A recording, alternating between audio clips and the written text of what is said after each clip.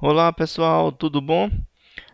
Vamos dar aqui a continuidade do nosso capítulo de carga elétrica e a lei de Coulomb, onde na nossa última aula nós ficamos justamente nesse exemplo, que é o exemplo onde nós temos dois prótons dentro do núcleo atômico e calculamos aqui a aceleração dada devido à força elétrica atuando em um deles. E a gente viu aqui que o valor dessa aceleração aí é 10 elevado a 26 vezes a aceleração gravitacional e, consequentemente, a gente chega a uma conclusão que para o núcleo atômico da matéria ficar coesa, então há uma necessidade de termos aí uma outra força de interação. E a gente vai observar ao longo do curso de física, que vocês vão compreender um pouco melhor, que hoje a organização da natureza tá aí vista como tendo as forças fundamentais dela é organizada em quatro grandes forças, né? Que é no caso aí a interação gravitacional, a interação eletromagnética, a nuclear fraca e a nuclear forte. A força gravitacional foi estudada desde a física básica 1, né, no curso de mecânica, e agora vocês estão tendo um conhecimento do eletromagnetismo clássico, onde os fenômenos ligados à interação, que na gravitação é dado em termos da matéria, ou seja, da massa dessa matéria, aqui nós vamos ter o estudo em termos de cargas elétricas que está intrínsecos a átomos e sólidos. Dependendo do decorrer do curso, muito possivelmente no curso de física moderna, nós vamos ter aí uma noção do que vem ser uma força nuclear forte, uma nuclear fraca, ou até mesmo no curso de introdução à física nuclear, que nós temos aqui como uma matéria eletiva do nosso curso de licenciatura em física. Tá certo? Então, nós vamos ter também uma terceira força de interação dentro do núcleo, que é a força nuclear fraca, onde ela é mais responsável pelo decaimento de partículas, né? Onde você vai ter aqui uma partícula, como por exemplo o nêutron, decaindo um próton, um elétron e um antineutrino, onde nós vamos ver que dentro da estrutura da matéria, do modelo padrão, que nós vamos ter um conhecimento um pouco mais na frente, nós temos aí um conjunto de partículas que tem aí que formam esse modelo padrão. E temos a força nuclear forte, que é justamente aquela força que vai manter o núcleo coeso, né? É uma força de curto alcance, que é justamente a devida a ela que nós vamos compreender que dentro da matéria ainda intrínseca, dentro dos prótons e nêutrons, nós vamos ter outros tipos de partículas chamadas de quarks, onde esses quarks interagem um com o outro através de uma partícula fundamental chamada de gluon. E é justamente com essa perspectiva de interação nuclear forte que os núcleos atômicos eles são coesos. Que a gente vai observar que se nós atribuirmos aqui um fator de escala para cada uma dessas forças, a gente vê que a força nuclear forte, como sendo de natureza 1, ou seja, intensidade 1, a gente vê que a nuclear fraca em relação à forte é 10 a menos 7, a eletromagnética 10 a menos 2 e a gravitacional é 10 a menos 38. Por isso que não é o único critério, mas, consequentemente, o motivo no qual a gente vai ver que no modelo padrão de física de partículas a força gravitacional não entra por causa justamente dessa intensidade muito baixa e outros motivos no qual a gente vai abordar mais à frente, tá bom? Bem, dando prosseguimento ao nosso estudo, a gente vai observar que até agora nós estudamos a interação entre apenas duas partículas através da lei de Coulomb. No entanto, a gente tem a necessidade de fazer o estudo da interação de várias outras partículas, né? Onde nós temos uma distribuição dessas partículas aí pontuais no espaço. E para nós calcularmos a interação dessas partículas em uma única partícula, é o que nós vamos usar o chamado princípio da superposição. O princípio da superposição nada mais é do que a soma vetorial de todas as contribuições dessas demais partículas em relação a uma carga de prova no qual você está estudando, né? Então, basta calcularmos aqui a distância entre essa carga Q1 em relação às demais cargas e aplicar a lei de Coulomb a cada par dessas cargas. Consequentemente, nós vamos ter a influência da força exercida por essa distribuição em relação à minha carga Q1. Então, basta aplicarmos aqui a expressão da lei de Coulomb nesse meu modelo, e a gente vê que a força resultante nada mais é do que a somatória de todas essas contribuições. E, esse princípio da superposição, que nada mais é do que a soma vetorial dessas partículas, nos leva aí um conhecimento de uma distribuição mais uniforme ou até uma distribuição não uniforme, que é justamente quando a gente aplica esse princípio da superposição para quando a gente passa a descrever cargas pontiformes a uma matéria mais macroscópica, ou seja, quando nós temos aí uma distribuição volumétrica dessas cargas, é quando somado todas essas cargas, a gente chega a um dado volume no espaço da matéria que atribui aí uma carga total.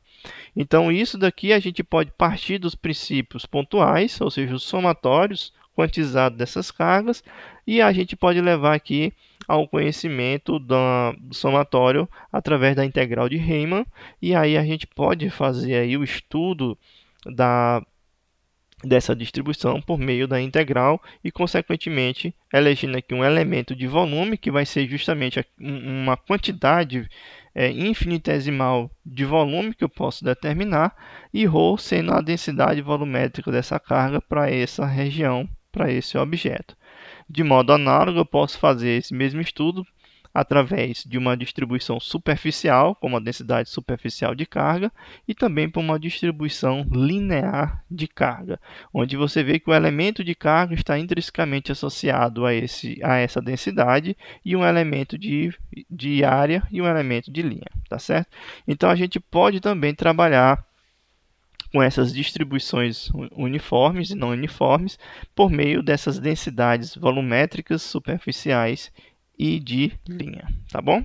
Então, vai ter alguns exercícios que nós vamos tratar justamente dessas distribuições de carga pontiforme na matéria. E aí, consequentemente, podemos aqui agora falar um pouco sobre a questão da eletrização, que é a questão justamente abordada um pouco inicialmente, que foi um dos primeiros processos, que foi a eletrização por contato, ou seja, na verdade, perdão, a eletrização feita por dois corpos, né? Por atrito, onde você vai ter uma transferência de carga. Tirando esse processo de eletrização por atrito, nós temos outros dois processos de eletrização, que vai ser por indução e contato. A indução vai ocorrer quando você, por exemplo, vai pegar um corpo carregado positivamente, como exemplo, e vai aproximar esse corpo a uma matéria neutra. Você vê que aqui, pela lei de Coulomb, esse corpo está eletrizado, ele vai fazer com que as cargas, nesse caso, carga negativa, os elétrons, fiquem aqui na superfície, próxima à superfície, e, consequentemente, aqui nessa região vai ter um acúmulo de carga negativa, fazendo com que a outra região tenha um acúmulo aqui positivo devido à ausência dessas cargas nessa região. Então, pegando aqui um exemplo muito simples de duas esferas carregadas, uma neutra e a outra carregada positivamente, aqui dada uma dada distância A, eu posso ligar essas duas partículas por um fio condutor e a gente vai ver que vai sair partículas negativas do meu corpo neutro para a parte carregada positivamente. Lembre-se que o transporte de carga é dado pelos elétrons. Então, os elétrons que saem de um corpo para o outro não são aí, não temos os portadores, não é a carga positiva em si, é as cargas negativas que têm essa transferência. E, consequentemente, eu posso fazer o balanço dessas cargas e no final encontrar aqui o corpo eletrizado Q sobre 2 e aqui Q sobre 2. Do mesmo modo, se eu pegar esse meu corpo que está aqui eletrizado com carga Q sobre 2 e ligar esse fio à Terra, que também a Terra é um grande condutor, aí, consequentemente, você vai ter a carga para neutralizar esse corpo e no final do processo você vai ter aqui o corpo que era inicialmente neutro, vai adquirir uma carga Q sobre 2 positiva e o corpo que era inicialmente carregado positivamente com carga Q se torna neutro. Então, a gente pode fazer aqui o estudo da força entre essas duas esferas na situação C e D, ou seja, nessa situação onde estão igualmente carregados com a mesma carga e na situação D, onde nós temos aqui, no caso D e E, né, que tem uma carga positiva e uma carga neutra, ou seja, carga nula, né? Então a gente pode pegar aqui a partir da lei de Coulomb, calcular aqui a interação entre essas duas partículas, esses dois corpos carregados positivamente. A gente já vê que é 1 sobre 4πε0 Q sobre 2 ao quadrado vezes a distância. No final eu tenho que a força, o módulo da força elétrica dessas duas partículas é dado pelo quadrado da carga dividido por 16πε0 ao quadrado. Na situação D, que é a mesma aqui, que é a mesma a situação E, eu vou ter um corpo carregado positivamente e aqui um corpo neutro. Consequentemente, a força entre essas duas partículas, a força elétrica, vai ser nula, porque um dos corpos está eletricamente neutro, tá certo? Um outro processo seria, no caso, a eletrização por contato. Tecnicamente, a eletrização de contato é essa aqui que a gente vai verificar aqui de uma forma mais intrínseca, onde, no caso, eu vou ter aqui a mesma situação de um corpo eletrizado positivamente, próximo de um corpo neutro. Vamos ter o contato desses dois corpos. Vão, nesse caso, partículas negativas sair do meu corpo negro para tentar neutralizar o corpo maior. Consequentemente, nós vamos ter aqui uma proporção diferente, porque nós temos aqui matérias com volumes diferentes, então quantidade de matérias diferentes. No final do processo de eletrização por contato, as duas partículas ficam com a mesma carga, porém aí com quantidades diferentes. Do mesmo modo aqui eu tenho o caso para quando um corpo for eletrizado negativamente, se aproxima de um corpo neutro, no final do processo os dois também ficam com a mesma carga, tá certo? Isso aqui é bom a gente fazer a ressalva que se nós estivermos tratando o corpo B como sendo um corpo isolante, tá certo? Aqui eu tratando aqui em linhas gerais de um corpo de corpos condutores. Se nós estivermos tratando aqui de corpos isolantes, a carga ela não se espalha por toda a superfície de forma uniforme, tá certo? Neste caso, se nós estivermos tratando o nosso corpo B como sendo um isolante, essa eletrização, né, esse processo fica apenas numa região de contato dessas duas partículas. Não tem essa distribuição uniforme por causa justamente lá do slide que eu mostrei para vocês da questão de como é que é a matéria de um condutor, como é que é a estrutura de um condutor, de um isolante e de um semicondutor. No próximo slide eu posso mostrar aqui para vocês esse GIF, que é o processo de eletrização por contato, onde vocês veem aqui que você primeiro tem uma eletrização por contato, depois você pega, eletriza por contato a terceira esfera, e aí você vê que tem aqui o fenômeno de repulsão, porque no final do processo de eletrização por contato, elas adquirem a mesma carga, tá certo? A mesma carga no caso positivo ou no caso negativo, né?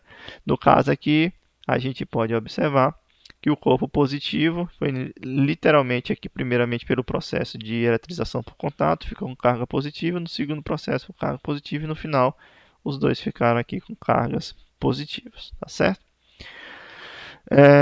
Apenas para lembrar em relação à matéria com mesma dimensão, quando eu tenho um corpo eletrizado com carga Q, aqui por eletrização por contato, e eu faço o contato com o corpo neutro de mesma dimensão, após o contato, eles vão adquirir cargas Q sobre 2 e Q sobre 2, até mesmo porque nós estamos tratando corpos de mesma dimensão e pelo princípio da conservação de carga, a gente tem que ver que a carga final tem que ser igual à carga inicial.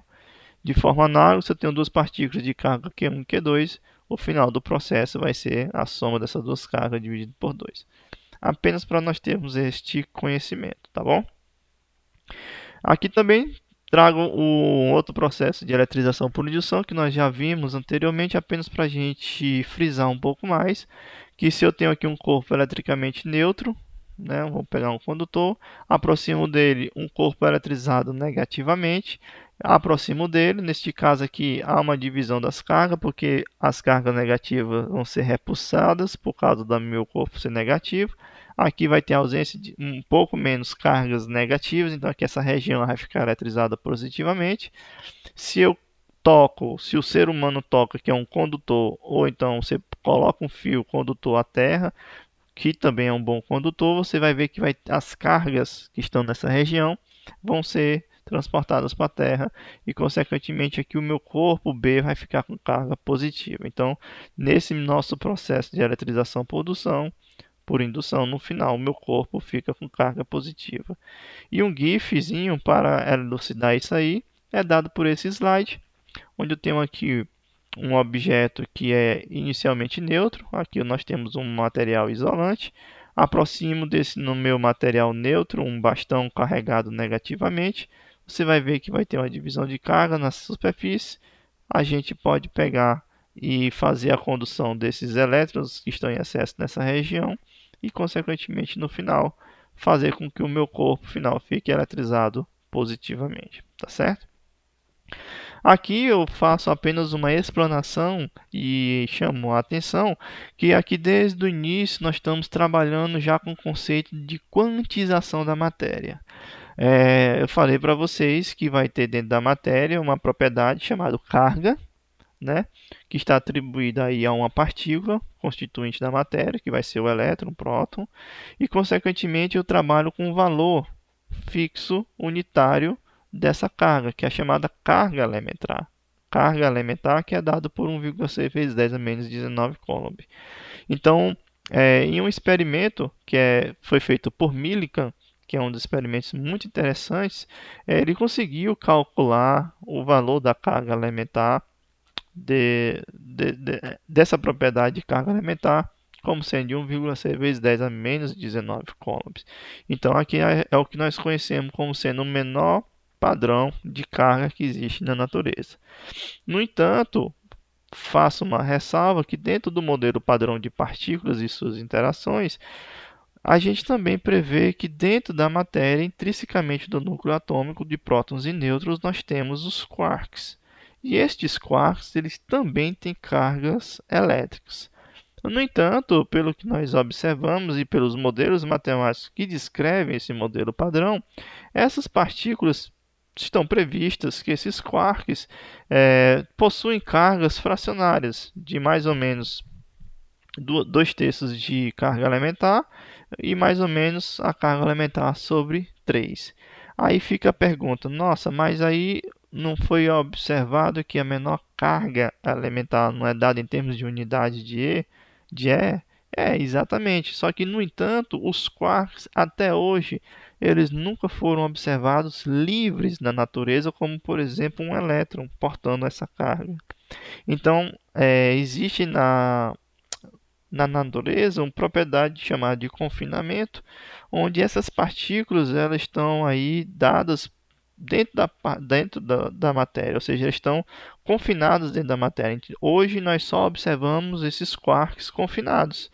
Então, como é muito difícil essa detecção individual, isso requer grandes energias, então, tecnicamente, a gente ainda não os viu de forma livre, de tal forma que a gente compreenda que a carga seja fracionária. Mas temos modelos matemáticos, modelos físicos que descrevem essa fração da carga, tá certo? E outro ponto que nós devemos também salientar em relação à conservação da carga, como eu já falei anteriormente, né?